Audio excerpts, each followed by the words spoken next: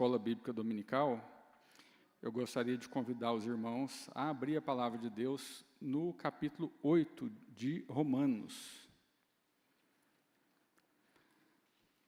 Nós faremos a leitura de apenas 2 versos, mas eu peço que os irmãos mantenham a palavra de Deus aberta, porque nós vamos passar por muitos versículos deste capítulo. Então, Romanos 8, nós faremos a leitura do verso 6 e do verso 13. Os irmãos que encontraram, digam amém. Amém. Romanos capítulo 8, verso 6. A mentalidade da carne é morte, mas a mentalidade do Espírito é vida e paz. Verso 13. Pois se vocês viverem de acordo com a carne, morrerão.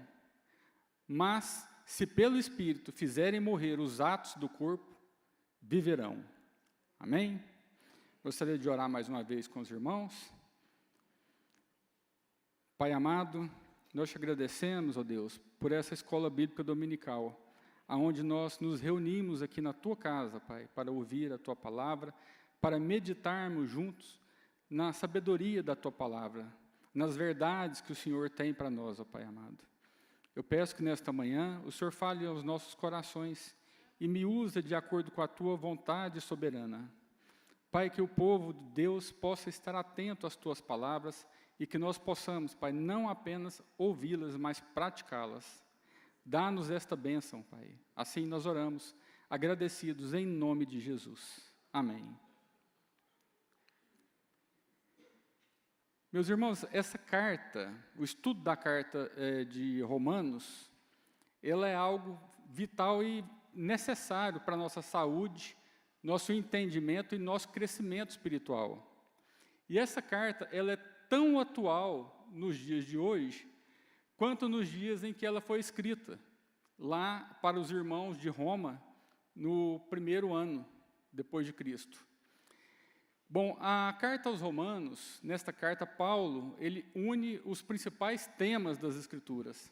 Em Romanos, Paulo fala sobre o pecado, lei, julgamento, o destino humano, ele fala sobre fé, sobre as obras, sobre a graça, sobre a justificação, santificação, eleição, ele fala sobre o plano de salvação, a obra de Cristo e do Espírito Santo, ele fala da esperança cristã, ele fala sobre a natureza e a vida da igreja, o lugar dos judeus e gentios nos propósitos de Deus, a filosofia da igreja e a história do mundo, o significado e a mensagem do Antigo Testamento, os deveres da cidadania cristã e os princípios de retidão e moralidade pessoal. Os irmãos observem que Paulo não fala de pouca coisa, né? E embora seja nítida essa grande variedade de temas, nós podemos dizer que tem um tema que está sempre presente no livro de Romanos. E esse tema é a justificação pela graça mediante a fé. Nós poderíamos dizer que esse é o tema principal do livro de Romanos. E o ápice da justificação, ela se encontra aqui, no capítulo 8. Na metade da carta aos Romanos, bem no meio. E esse capítulo 8, ele faz uma diferenciação na vida no Espírito e na vida da carne. Paulo aqui, ele aborda a ausência de condenação para os que estão em Cristo. E aqui ele também destaca a nossa nova identidade como filhos e herdeiros de Deus. Paulo também mostra como a providência divina age controlando todas as coisas ao nosso favor e nos mostra que nós somos mais que vencedores em Cristo. Penso eu que Romanos, capítulo 8, trata, então, da maravilhosa segurança dos filhos de Deus. Aqui nós temos verdadeira segurança, Paulo nos dá certeza absoluta. E Paulo inicia o verso 1, nos apresentando, então, a justificação. A condenação do pecado que deveria ter caído sobre nós, cai sobre Cristo. Cristo morre em nosso lugar, Cristo toma o nosso lugar. Se nós estivéssemos sob a lei, nós estaríamos condenados. Mas Paulo afirma que no verso 1, e os irmãos podem acompanhar, e ele diz assim: portanto, para os que estão em Cristo, não existe condenação. E não existe condenação porque nós não estamos debaixo da lei, mas nós estamos em Cristo. E estar em Cristo, meus irmãos, significa ter uma posição de justificação com Deus nos méritos de Cristo. Porque nós estamos em Cristo, nós temos a sua justiça imputada na nossa conta. A nossa posição legal é a mesma posição que Cristo tem para o pecado e para a lei. Romanos capítulo 6, verso 10 e 11 diz assim: porque morrendo, ele morreu para o pecado uma vez por todas, mas vivendo, vive para Deus. Da mesma forma, considerem-se mortos para o pecado, mas vivos para Deus em Cristo Jesus. Quer dizer que a lei do pecado, ela não tem domínio sobre nós. Porque nós morremos para a lei pelo corpo de Cristo. Verso 2: porque por meio de Cristo Jesus, a lei do Espírito de vida me libertou da lei do pecado e da morte. Quer dizer que Jesus tomou sobre si essa condenação e nos justificou perante Deus. Ele nos colocou, nos tirou da lei e nos colocou na lei do Espírito. Nós estávamos sujeitos à lei do pecado e da morte. E o resultado era que nós éramos escravos. Mas agora, por intermédio de Cristo, nós estamos debaixo da lei do Espírito. E o resultado é a liberdade. Então, de acordo com Paulo, não há nenhuma condenação e não há nenhuma escravidão, porque nós fomos libertos da lei do pecado e da morte, pela lei do Espírito e da vida. No entanto, o apóstolo Paulo, ele não critica a lei, até porque o Senhor Jesus afirmou lá em Mateus capítulo 5, verso 17, que ele não veio abolir a lei, mas ele veio para cumprir a lei. Quer dizer então que a lei justificaria quem cumprisse. Então, a lei justificaria quem cumprisse a lei. Mas como não existe nenhuma pessoa que não peca, a lei não pode justificar ninguém. E Paulo, ele afirma isso no verso 3, dizendo que a lei é fraca para salvar, porque a carne é fraca para cumprir a lei. Portanto, a lei não pode nos salvar, porque nós não conseguimos cumprir a lei. Mas o que a lei não podia fazer por nós, Deus fez. No verso 3 e 4, os irmãos acompanhem. Porque aquilo que a lei fora incapaz de fazer por estar enfraquecida pela carne, Deus o fez, enviando o seu próprio Filho, à semelhança do homem pecador, como oferta pelo pecado. E assim condenou o pecado na carne, a fim de que as justas exigências da lei fossem plenamente satisfeitas em nós, que não vivemos segundo a carne, mas segundo o Espírito. O que o apóstolo Paulo está dizendo para nós é que Cristo se fez carne, mas não se tornou um pecador, cumprindo assim toda a lei. Ele assumiu a forma frágil de um homem pecador e recebeu no seu corpo, na sua carne, o nosso pecado. Ele substituiu a nossa posição, ele tomou o nosso lugar. E o pastor John Stott diz corretamente que Deus julgou os nossos pecados na humanidade sem pecado de seu Filho, que os carregou em nosso lugar.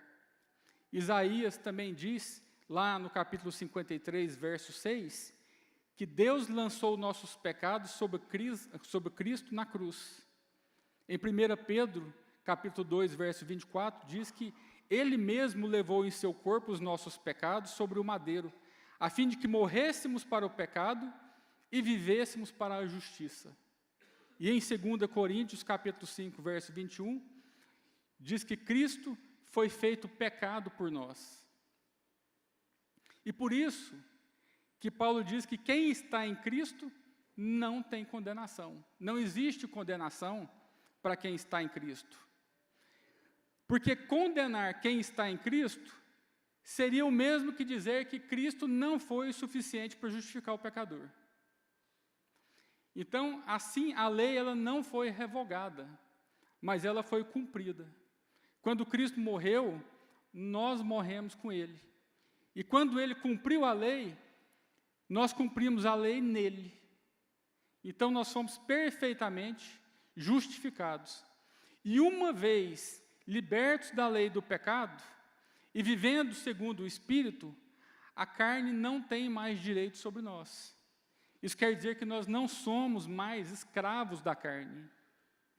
Isso significa que nós fomos salvos para ir ao céu e também para cumprir a lei, coisa que nós não podíamos fazer antes, porque a nossa carne é fraca. Em Romanos capítulo 6, verso 4, Paulo diz que Deus nos salvou para andar em novidade de vida. Em Romanos 7,4, ele diz que nós devemos viver a fim de frutificar. E no verso 4 do nosso capítulo de Romanos 8, ele diz que a fim de cumprir o preceito da lei em nós, que não andamos segundo a carne, mas segundo o Espírito. Então, nos versículos de 5 a 9, Paulo ele mostra a relação entre as ações e o pensamento.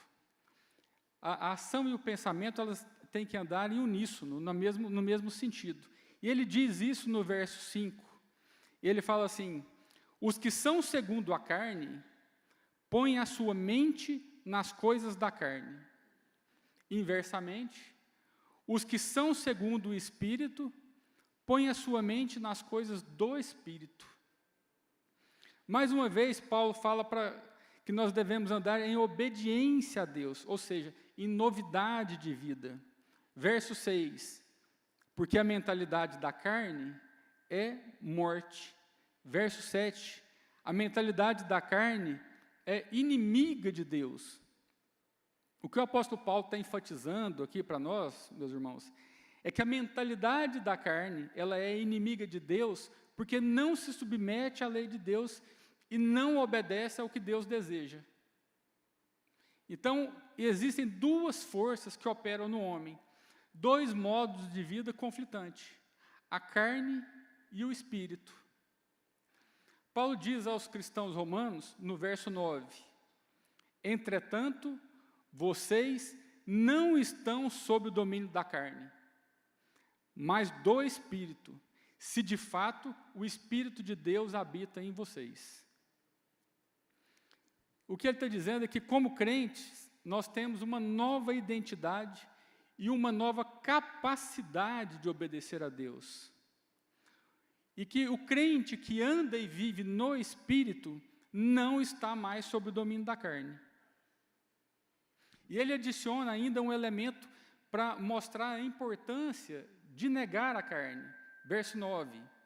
E se alguém não tem o Espírito de Cristo, não pertence a Cristo. Isso significa que a nossa vida agora ela é regida e regulada pelo Espírito Santo que habita dentro de nós. E, portanto, os que servem à carne não são de Cristo. A carne, ela resulta em morte e em separação, enquanto o Espírito resulta em vida e paz. É isso que ele está nos dizendo. E nos versos 10 e 11, Paulo contrasta o poder da ressurreição e da vida trazida pelo Espírito Santo com o poder da carne que gera morte. Isso se conecta com o que ele diz lá em Romanos, capítulo 7, verso 24, onde ele indaga a respeito de si mesmo, e diz assim: infeliz homem que sou, quem me livrará do corpo dessa morte? Paulo está afirmando que ainda que ele vivia em um corpo de carne, o que o levava a experimentar a morte e obedecer à lei do pecado era a sua carne. Mas que, apesar do nosso corpo ter se tornado mortal em virtude do pecado de Adão, por causa da justiça de Cristo, o nosso espírito estava vivo. é o que ele diz no verso 10. Observe, mas se Cristo está em vocês, o corpo está morto por causa do pecado, mas o espírito está vivo por causa da justiça. Quer dizer que o nosso espírito, então, é vivificado porque nós nascemos de novo. E nós nascemos do Espírito e não da carne. No verso 11, Paulo afirma que o mesmo Espírito de Deus que ressuscitou Jesus Cristo de dentre os mortos é o mesmo Espírito que habita dentro de nós. E mais, que a ressurreição de Cristo é o nosso penhor, é a nossa garantia de ressurreição. Porque se esse Espírito ressuscitou a Cristo, esse Espírito também vai nos dar uma nova vida, vai nos ressuscitar com Cristo. Amém? Então, o mesmo Espírito que dá vida ao nosso espírito, também dará vida ao nosso corpo. E que nós, um dia, receberemos um corpo incorruptível, imortal, glorioso, espiritual e celestial, semelhante ao corpo da glória de Cristo. Paulo ele desejava que os cristãos romanos percebessem que uma vez que eles tinham o Espírito Santo, eles estavam livres da sua natureza pecaminosa e poderiam seguir a Deus ao invés de seguirem os seus desejos egoístas. E isso serve para nós. O que ele está dizendo é que nós que temos o Espírito Santo, nós somos livres para não andar em pecado. Nós temos uma nova vida. E ao invés de seguir os nossos desejos egoístas, nós deveríamos seguir os desejos que Deus tem para nós. Então ele chega a uma conclusão, com base nos seus argumentos, aqui no verso 12, dizendo assim: portanto, irmãos, estamos em dívida, não para com a carne, para vivermos sujeito a ela. Paulo diz que nós não temos dívida nenhuma com a carne, nem com os desejos e nem com as propensões pecaminosas da nossa carne. O que ele está dizendo é que nós somos devedores ao Espírito Santo. Quando você é devedor de algo, você tem que cumprir aquilo que você deve. E nós somos devedores ao Espírito Santo, então nós não devemos cumprir os desígnios da nossa carne. Verso 13. Pois se vocês viverem de acordo com a carne, morrerão. Mas se pelo Espírito fizerem morrer os atos do corpo, viverão. O que Paulo está dizendo é que o salário, a consequência e o pagamento do pecado é a morte. E quem vive de acordo com a carne, vive em pecado. E, portanto, o salário do pecado é a morte. Mas se nós mortificarmos o nosso corpo, os nossos atos de mortificação, quer dizer que ele está falando que se nós matarmos o pecado, nós viveremos. Então, Paulo ele não nos deixa esquecer que nós precisamos parar de ouvir e de seguir os desejos da nossa carne. Nós não somos mais escravos da nossa carne. E aqui existe um paradoxo, né? Os que vivem na carne morrem, e os que morrem para o pecado vivem. Os que morrem para a carne vivem. É um paradoxo, né? Se você vive a sua vida na carne, você vai morrer. Mas se você matar a sua carne, você vai viver. É isso que ele está dizendo para nós. Mas como que nós vamos mortificar a nossa carne? E a resposta de Paulo é muito clara. Através do Espírito Santo. O Espírito Santo, ele é o único que pode nos capacitar a mortificar os efeitos do corpo. O Espírito Santo é quem nos dá a orientação como filhos de Deus. Então nós devemos ouvir quem? O Espírito Santo, e não a nossa carne mais. Verso 14. Pois todos os que são guiados pelo Espírito de Deus, estes são filhos de Deus. O apóstolo Paulo aqui, inspirado pelo Espírito Santo, ele nos informa também no verso 15, que nós também não precisamos mais ter medo. E não somos mais escravos, porque agora nós somos filhos de Deus. Isso quer dizer que Deus, Ele nos tomou aos seus cuidados, e agora nós podemos chamar Ele de Pai. Deus, Ele escolheu nos amar, adotar e redimir, e agora nós pertencemos à família de Deus. É isso que ele está falando. E Paulo expressa no verso 16 que ao crermos em Jesus, o próprio Espírito testemunha ao nosso espírito que nós somos filhos de Deus. Então, o que ele está falando aqui é que nós temos certeza de que nós somos filhos de Deus, porque o Espírito Santo testifica para nós. E essa, eu acredito que é a maravilhosa segurança que nós temos, que o Espírito Santo de Deus confirma que nós somos de Deus. O Espírito Santo, ele nos dá um testemunho interior de que nós somos filhos verdadeiros. E não apenas filhos, mas ele diz que nós também somos herdeiros de Deus e co-herdeiros de Cristo.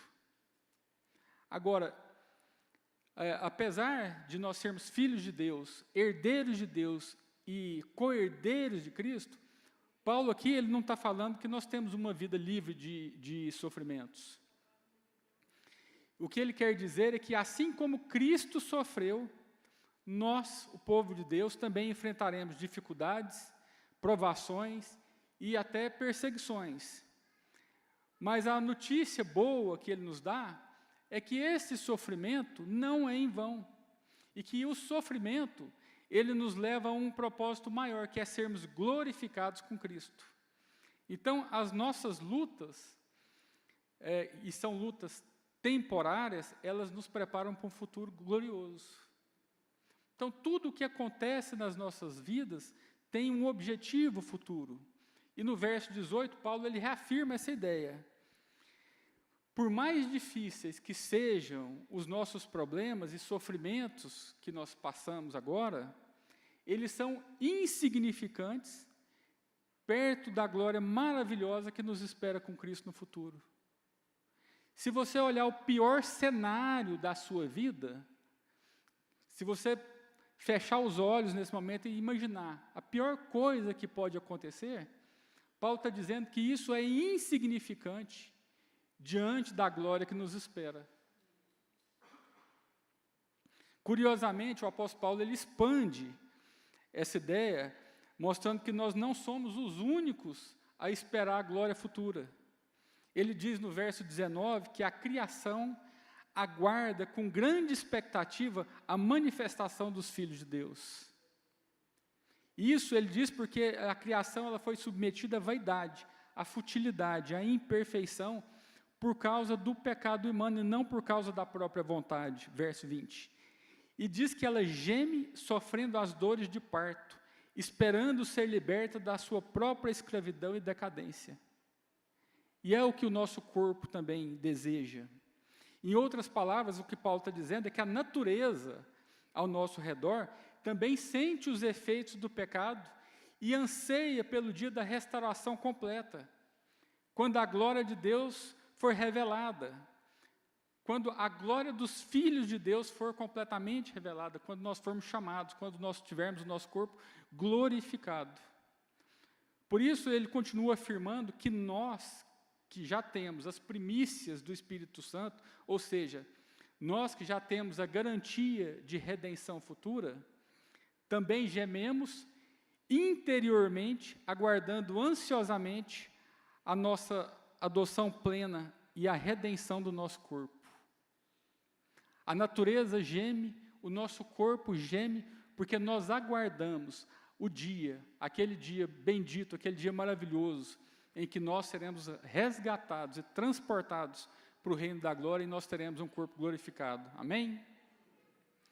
Então nós temos a esperança de que um dia o Senhor Deus, Ele restaurará todas as coisas de volta ao projeto original, aquilo que Deus planejou lá no Jardim do Éden.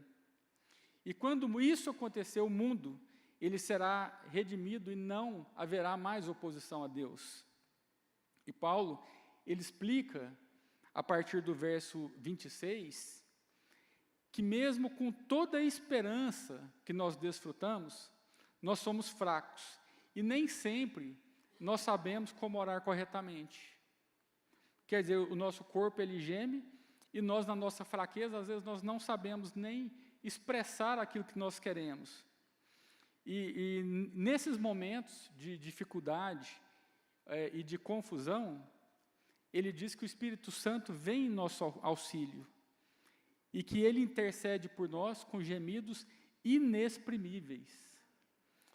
E essas orações do Espírito Santo por nós são tão profundas que nós não conseguimos nem articular com palavras. Eu fico impressionado com o amor de Deus para conosco, a ponto de o Espírito Santo, que é Deus, interceder por nós com gemidos que nós não conseguimos entender, com gemidos inexprimíveis. E ele diz no verso 27 que aquele que sonda o coração conhece a intenção do Espírito, porque o Espírito intercede pelos santos de acordo com a vontade de Deus. Isso significa, meus irmãos, que mesmo quando nós estamos sem palavras, confusos, agoniados, o Espírito Santo ele está agindo em nosso favor, garantindo que as nossas orações, mesmo imperfeitas, estejam alinhadas com o plano de Deus para as nossas vidas. E a partir do verso 28, Paulo trata então da segurança do crente, e sobre as provas e a certeza do amor de Deus. Eu creio, meus irmãos, que nós não temos dúvida. Eu acredito que Paulo não precisaria dar mais provas, porque a prova maior o Senhor Jesus deu na cruz do Calvário para nós. Mas ele, movido pelo Espírito Santo, ele entra em uma parte, aqui em Romanos, que talvez seja a passagem mais confortadora da Bíblia, porque ela oferece para nós crentes uma segurança e uma esperança que são indescritíveis.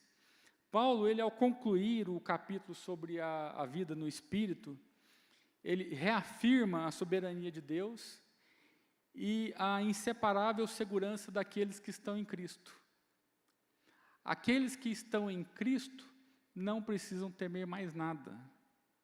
Então, Paulo ele inicia essa sessão com uma das declarações mais conhecidas da palavra de Deus, verso 28. Sabemos que todas as coisas cooperam para o bem daqueles que amam a Deus, daqueles que são chamados segundo o seu propósito. Observa como é que Paulo ele introduz esse verso. Ele usa um verbo sugestivo. Começa assim, dizendo que nós sabemos. E o que ele está dizendo aqui é que nós não supomos, ou nós esperamos, ou nós achamos. Ele está dizendo que nós sabemos, que nós temos certeza. E Paulo aqui, ele afirma aqui a providência de Deus. A providência, ela sugere que Deus, ele está envolvido, cuidando de cada detalhe, desde os eventos globais, até mesmo as menores circunstâncias da nossa vida. Paulo está dizendo aqui que Deus, ele rege o universo e todas as coisas para realizar os seus decretos sem que nada saia do controle de Deus, e que ele está trabalhando em todas essas situações para nos moldar e nos deixar mais parecido com Cristo. Por isso, nós que sabemos, que a vida ela é feita de alegrias e tristezas, de conquistas, de perdas, de sorrisos e de lágrimas, nós sabemos que todas essas coisas cooperam para o nosso bem. Tanto o bem quanto o mal cooperam para o nosso bem. Tanto a alegria quanto a tristeza, tanto a fartura quanto a escassez, tanto o riso quanto a lágrima. Todas essas coisas cooperam para o nosso bem, porque o nosso Deus é um Deus que olha todas as coisas ao nosso redor e move todas as circunstâncias para nos moldar.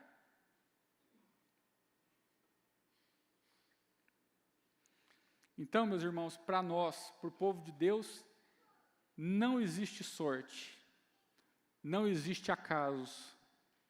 A nossa vida, o nosso futuro e tudo o que nos diz respeito estão sob total controle de Deus. E o propósito de Deus, com todas essas coisas, não é apenas nos salvar, mas é nos tornar realmente mais parecidos com Cristo. Paulo mostra, portanto, pela ordem da eleição, que todas as aflições do crente, elas são simplesmente meios pelos quais nós somos identificados com Cristo. Verso 29. Porque aos que de antemão conheceu, também os predestinou para serem conformes à imagem de seu Filho, a fim de que ele seja o primogênito entre muitos irmãos. E aos que predestinou, a esses também chamou. E aos que chamou, a estes também justificou. E aos que justificou, a esses também glorificou. Paulo aqui está revelando o propósito de Deus, descrevendo aqui uma corrente inquebrável de eventos divinos, conhecidas aqui como cadeia dourada da salvação. O que ele está dizendo? Ele está dizendo que nessa cadeia, onde o Senhor nos predestinou, Ele já nos conhecia, Ele nos chamou e Ele nos justificou e nos glorificou. E o primeiro elo dessa cadeia é o pré-conhecimento de Deus. Isso significa que o Senhor, em sua soberania, antes mesmo da criação do mundo, Ele nos conheceu. E Ele está falando aqui, não é de um conhecimento geral, porque Deus conhece todas as pessoas. Mas o que Paulo está destacando aqui é que Deus, de antemão, nos amou. O Senhor nos amou antes da criação do mundo. E, em segundo lugar, Paulo destaca a predestinação. E a predestinação, ela é um decreto soberano, livre e gracioso de Deus. Foi Deus quem nos escolheu, não fomos nós que escolhemos a Deus. Ele nos escolheu. Verso 30. Aqueles que Deus pré-conheceu, Ele também predestinou. E aos que predestinou também chamou. O mesmo Deus que ama, conhece e elege, é o Deus que chama. O chamado de Deus, ela é a concretização histórica da predestinação eterna. Nenhuma pessoa que ouve o Evangelho pode se arrepender e aceitar a salvação pela fé sem o despertamento interior que somente Deus pode conceber. Jesus disse assim: ninguém poderá vir a mim se pelo Pai não lhe for concedido. Isso quer dizer que, por si só, ninguém quer buscar a Deus. Que, por si só, ninguém tem o desejo ou a capacidade de se voltar a Deus. É Deus quem toma a iniciativa e prepara o coração de cada um. É Deus que entra nos nossos corações e nos capacita a crer e a nos voltar para Cristo. Se isso não for dado por Deus, nós não temos condições de nos achegar a Ele. Portanto, meus irmãos, a capacidade de responder a Deus e vir a Cristo é um dom, é uma obra da graça divina. E a resposta a esse chamado é o próprio Espírito Santo que opera em nós. Os que são chamados também são justificados. E quando nós respondemos a esse chamado com fé, ocorre a justificação. Isso significa que nós somos declarados justos diante de Deus. Isso não vem de nós. Isso é dom de Deus. Isso é a graça de Deus. E o último elo dessa cadeia é a glorificação. A glorificação é essa certeza que o povo de Deus tem. É essa certeza que no futuro, um dia, nós seremos transformados completamente. Nós vamos receber um corpo glorificado, livre do pecado da morte, e esse corpo corruptível não existirá mais. E Paulo fala dessa situação como um fato já consumado, porque a obra de Deus, ela é tão certa e perfeita, que o que Deus começou, Ele vai finalizar. Aquilo que Ele começou, Ele certamente terminará. Então, Paulo fala dessa glorificação como se o nosso corpo já estivesse glorificado. Então, Paulo aqui, ele atinge o clímax da sua argumentação, mostrando que os crentes em Jesus são justificados pela fé, e que a justificação resulta em um viver santo, e, portanto, em glória eterna.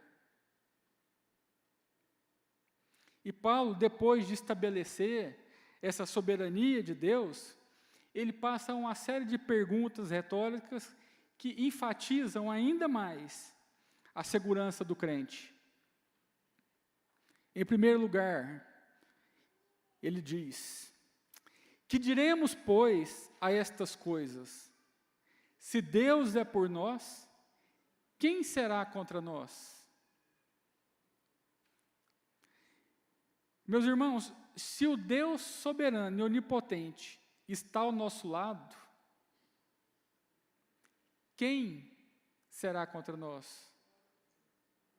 Se Deus, Criador do céu e da terra e do universo, está ao nosso lado, quem poderá nos deter?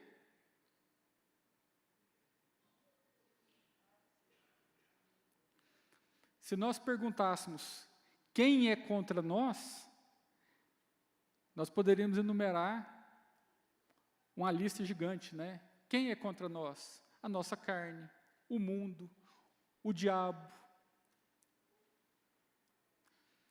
Mas se nós estamos com Deus, nada pode nos deter. Nada pode ser contra nós. Em segundo lugar, verso 32, aquele que não poupou a seu próprio filho, antes o entregou por todos nós, como não nos dará também com ele todas as coisas? O que Paulo está falando é que o maior presente, que é Cristo, que garante a provisão de todas as outras coisas que nós necessitamos, nós o recebemos. E nós recebemos a Cristo quando nós éramos inimigos de Deus. O que ele está falando é que quando nós éramos inimigos de Deus, Deus nos deu o seu melhor. Será que agora que nós somos filhos, Deus não nos dará tudo o que nós precisamos? Se quando nós éramos inimigos, nós recebemos o melhor, agora que nós somos filhos, o que será negado para nós? Em terceiro lugar, quem intentará acusação contra os eleitos de Deus? Ninguém. Ninguém pode nos acusar validamente, pois Deus mesmo nos justifica. O veredito de Deus, ele é final e ele é irrevogável. Portanto, não existe acusação sobre os eleitos de Deus. Em quarto lugar, quem condenará os eleitos de Deus? Ninguém. Ninguém pode nos condenar. A obra foi consumada em Cristo. Cristo morreu e ressuscitou dentre os mortos para que a nossa justificação, e é Ele quem justifica. E é esse mesmo Cristo que está à direita de Deus Pai, e é Ele que intercede por nós. É Ele quem nos justifica. É Cristo Jesus quem morreu, ou antes, quem ressuscitou dentre os mortos, o qual está à direita de Deus e intercede por nós. A morte, a ressurreição, a ascensão e a intercessão de Cristo são a base inabalável da nossa justificação. E em quinto lugar, quem nos separará do amor de Cristo? Paulo responde a essa pergunta com outra pergunta.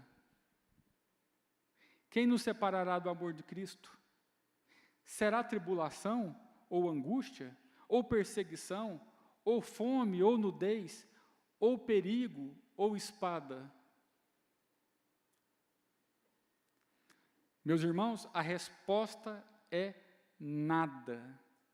Nada pode nos separar do amor de Deus. E eu gostaria de finalizar lendo os versos 37 a 39, porque eles resumem todas essas coisas. Verso 37. Em todas estas coisas, porém, somos mais que vencedores, por meio daquele que nos amou. É por Cristo que nós somos vencedores. Verso 38. Porque estou bem certo de que nem a morte, nem a vida, nem os anjos, nem os principados, nem as coisas do presente, nem do porvir, nem os poderes, nem altura, nem profundidade, nem qualquer outra criatura poderá nos separar do amor de Deus, que está em Jesus Cristo, nosso Senhor.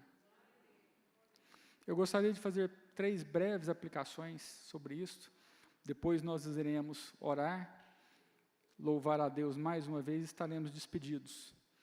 E a primeira observação, para nós aplicarmos, é que nós precisamos descansar na soberania e na providência de Deus. Romanos 8, 28, sabemos que todas as coisas cooperam para o bem. Então, quando a adversidade bater na sua porta, seja uma doença, uma perda, um problema financeiro, ou um desafio qualquer, lembre-se que Deus, Ele tem o controle de todas as coisas. E nosso Deus, Ele não é um observador, mas o nosso Deus, Ele é um Pai cuidadoso, e Ele está trabalhando, Ele está arranjando as circunstâncias para que os seus planos e os seus propósitos sejam cumpridos na nossa vida. Em segundo lugar, nós como povo de Deus, devemos viver na liberdade e no poder do Espírito Santo. Nos versos de 1 a 4, diz que não há condenação para os que estão em Cristo. E o apóstolo Paulo aqui, ele é enfático. Ele diz que se você está em Cristo, a condenação não te pertence mais. A lei que antes te acusava, ou que nos acusava e nos entregava à morte, ela foi cumprida por Jesus. Ele levou sobre si os nossos pecados e nos justificou diante de Deus. Então, nós como povo de Deus, nós devemos andar sem o peso da culpa do pecado e sem medo de condenação. O Senhor Jesus pagou o preço por nós, e agora nós podemos viver uma vida nova, uma vida no Espírito. E essa nossa liberdade é uma obra realizada pelo Espírito Santo. E em terceiro e último lugar, que nós como povo de Deus estejamos firmes nas promessas do Senhor, porque nada poderá nos separar do amor de Deus. Em momentos de dúvida, quando o desespero bater a porta, lembre-se que você é amado de Deus. E esse amor, ele é um amor eterno e inabalável. E o amor de Deus, ele não é baseado naquilo que você faz, mas é baseado naquilo que Cristo é e naquilo que Cristo fez por nós. Essa é uma verdade absoluta. Então não permita que o medo, a incerteza ou as vozes do mundo minem essa certeza. Deus, o nosso Deus, Ele está trabalhando, arranjando todas as coisas para que os seus planos e os seus propósitos se cumpram nas nossas vidas. Amém? Gostaria de convidar os irmãos a se colocarem em pé e curvarmos as nossas cabeças e orarmos, pedindo ao nosso Deus que nós possamos viver esta palavra de Romanos 8, porque nós fomos libertos, não por mérito nosso, mas pelo sacrifício na cruz do Calvário. Aquele que era perfeito e cumpriu toda a lei. E porque Ele cumpriu a lei, agora nós estamos livres da lei do pecado, mas vivemos pela lei do Espírito Santo. Pai querido, nós te louvamos nesta manhã, ó Pai, por esta palavra que o apóstolo Paulo, divinamente inspirado, nos deu na tua santa palavra. Nós te louvamos, ó Pai amado, porque nós, sendo pecadores, o Senhor nos escolheu, o Senhor nos libertou, o Senhor nos salvou, e o Senhor nos deu a segurança de que um dia nós estaremos com o Senhor na glória. Pai, nós te louvamos porque nós somos pecadores e nós não somos merecedores. Nós éramos inimigos e nós merecíamos a condenação. Mas o Senhor, no seu infinito amor, nos salvou, nos restaurou e nos trouxe, Pai, para uma vida de comunhão. Comunhão uns com os outros e comunhão com o Senhor Jesus através do Espírito Santo de Deus. Comunhão com Deus através de sacrifício tão grandioso. Por isso, nesta manhã, nós te agradecemos e nós, Pai, nos rendemos a Ti e pedimos que a Tua palavra continue a falar nos nossos corações, não somente hoje, mas todos os dias das nossas vidas. Amém. E que nós possamos, ó Pai, ler a Tua palavra, meditar na Tua palavra e em oração mantermos um relacionamento íntimo com o Senhor. Dá-nos esta graça, Pai. Assim nós te pedimos nesta manhã, agradecidos, no nome do Senhor Jesus Cristo. Pai, nós te agradecemos e pedimos que o Senhor nos leve em paz para as